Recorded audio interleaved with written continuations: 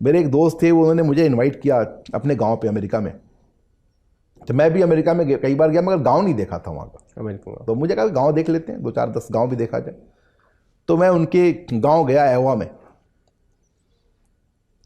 उनके घर पहुँचे हम लोग, बड़ी स्वागत किया उन लोगों ने। बेटा आया था इतने दिन के बाद, अपनी होने वाली बीवी को भी ले गया था, और गेस्ट भी थे हम लोग। उनको मालूम था कि हम लोग आएंगे, तो खाने वाने का सब अरेंजमेंट उन्होंने कर रखा था, अच्छा सा खिलाया। करीब 500-700 एकड़ का उनका फार्म था वहाँ पे। छोटा फार्म 500-700 एकड़ का होता है, बड़े तो 5-5 हज़ार एकड़ के भी होते हैं, और 2-3 लोग ही मिलके मैनेज करते हैं। कोई इतना बड़ा नहीं है। तो उनका वो जो मिल्किंग फार्म था वो भी देखे, सब देखे। आखिरी दिन जब जाने लगे तो बड़े इमोशनल माहौल था घर का। फादर भी उनके इमोशनल, माँ भी इमोशनल, सब लोग रोए हुए भी। लेकिन जब निकलने लगे तो फादर ने बेटे को एक बिल दिया कि आप इतने दिन जो रहे हम लोग 4 दिन, उसका ये खर्चा आया है उसका पेमेंट के लिए। और ये बड़ा कॉमन सा था, मतलब मैं बिल्कुल आश्चर्य में था। मैं उनसे पूछता रहा, यार ये क्या है? बोले no nothing actually, we have to pay. और बेटे ने पैसे भी दिए और टिप भी दिया फादर को। तो मुझे 2 ऐसी चीज़ें सुनने में आई। एक तो ये देखने में आया कि माँ इमोशनल है, बाप इमोशनल है, मगर पैसे से कंप्रोमाइज़ नहीं। और दूसरा जो मैंने देखा उनके साथ, कि अपने छोटे बेटे की बड़ी तारीफ कर रहे थे कि जब बुलाता हूँ आ जाता है। अभी उसने अपनी सेकेंड हैंड कार बड़े कम पैसे में हमें बेची है।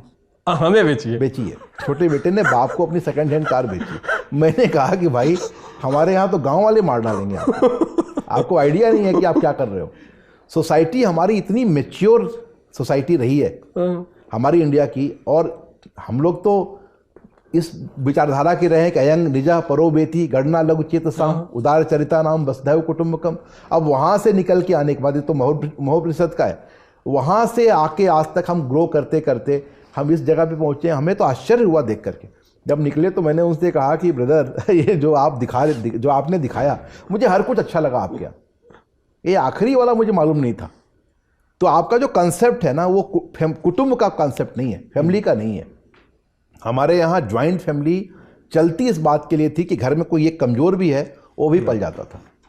और आज हमारी ताकत ज्वाइंट फैमिली है। हम ठीक है, हम न्यूक्लियर फैमिली की तरफ आ रहे हैं, अलग अलग कर रहे हैं, लेकिन आपकी आज भी ताकत अगर आप देखेंगे तो ज्वाइंट फैमिली आएगी। उससे ही आप गवर्न होगे। झगड़े भी उन्हीं में होते हैं, ईर्ष्या भी उन्हीं में होती है, मगर आपकी ताकत भी उन्हीं से होती है। इसलिए जो कल्चरल शौक है वो सब अलग अलग जगहों पे अलग अलग विचारधारा और परिवेश और समाज के हिसाब से है। जो चीज़ हमें वहाँ आश्चर्य करते हैं कि बड़े हो जाने के बाद भी बच्चे माँ बाप के साथ कैसे रह सकते हैं। हमारे यहाँ ये है कि भाई माँ बाप के साथ नहीं रहेंगे तो ख्याल कौन करेगा उनका। कितना फर्क है। वहाँ माँ बाप चाहते हैं कि निकलो भाई, हो गया तुम्हारा, आप जाओ। और हम ये कहते हैं कि अरे अब बच्चा बड़ा हो गया, अब तो ये ख्याल करेगा, सबका ये रहेगा। और मजबूरी में हम और आप सब लोग घर से बाहर रहते भी हैं मजबूरी में, क्योंकि प्रोफेशनल आपकी रिस्पॉन्सिबिलिटीज़ हैं। फिर भी घर जाने पर माँ वैसे ही मिलेगी, बाप वैसे ही मिलेंगे, वैसे ही प्यार करेंगे, वैसे ही गांव वाले भी वैसे ही मिलते हैं। बहुत सी जगहों पे गांव में माहौल ख़राब हो गया है, मगर फिर भी गांव वाले अच्छे मिलते हैं, वैसे ही मिलते हैं।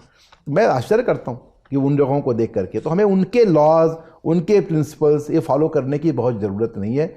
एज इट इज़ जब फॉलो करने लगते हैं हम, तो हमारे पास 100 मुसीबतें आती हैं। अब जैसे पानी का कोई रूल हो, यूएई में बना हो, जहाँ नदी भी नहीं है, पानी भी नहीं है, और हमारे यहाँ बने, दोनों में फ़र्क होगा। कोई बहुत गर्म जगह है, वहाँ पर ठंडे के लिए अट्रैक्शन हो सकता है, ठंडी जगह पे गर्मी का अट्रैक्शन हो सकता है। लेकिन जिसके पास सारे मौसम हैं, जिसके पास सारे तरह का वातावरण है, और परिवार का उससे खूबसूरत एग्जाम्पल कहीं और नहीं है, तो उनसे हम क्या, दूसरों से क्या कंपेयर करेंगे। हमारी सोसाइटी चला रही है हमको, पुरस्कार और दंड की थ्योरी पे समाज चल रहा है, और समाज में अप्रिसिएशन और रिजेक्शन की थ्योरी पे समाज चल रहा है। आपको पता लग जाए कि आप कुछ भी करो, कोई आपको बुरा नहीं बोलेगा, आप कुछ भी करोगे सच में। और अगर आपको किसी अच्छे काम का पुरस्कार केवल नगद नहीं है, पुरस्कार का मतलब कि अप्रिसिएशन, समाज में 4 लोग बोले आप अच्छे आदमी हो, इसके लिए भी बहुत से काम करते हो। इसलिए आप देखिए, हम तो हमेशा ये कहते हैं, और अब मैं इस बात को बहुत ही गहनता के साथ बिलीव करता हूँ कि हमारी सोसाइटी में, हमारे समाज में, अशोक के बारे में भी कहते हैं ना कि आपने इतने भाइयों को, अन्य भाइयों को मार के अशोक राजा बना था और उसने ये सब किया। मगर अशोक भी कलिंग वार के बाद तो बुद्धिज्म की तरफ चला गया। हमारे देश के अंदर भी बड़े से लोग रहे हैं। औरंगजेब भी जब मरने लगा तो अपने बेटों को चिट्ठी लिखी उसने, मुअज्जम और आजम को, कि आप लोग मेरे से मिलने आओ, और हमारा आखिरी टाइम आ गया है। बच्चे भाग गए छोड़ के उसको, कह रहे तो बुला रहा है, इसका मतलब पक्का मार देगा। तो आप किन हिस्ट्री में आपकी जो बिहेवियर है वो आपका अंत और आपका मध्य ये तय करती है।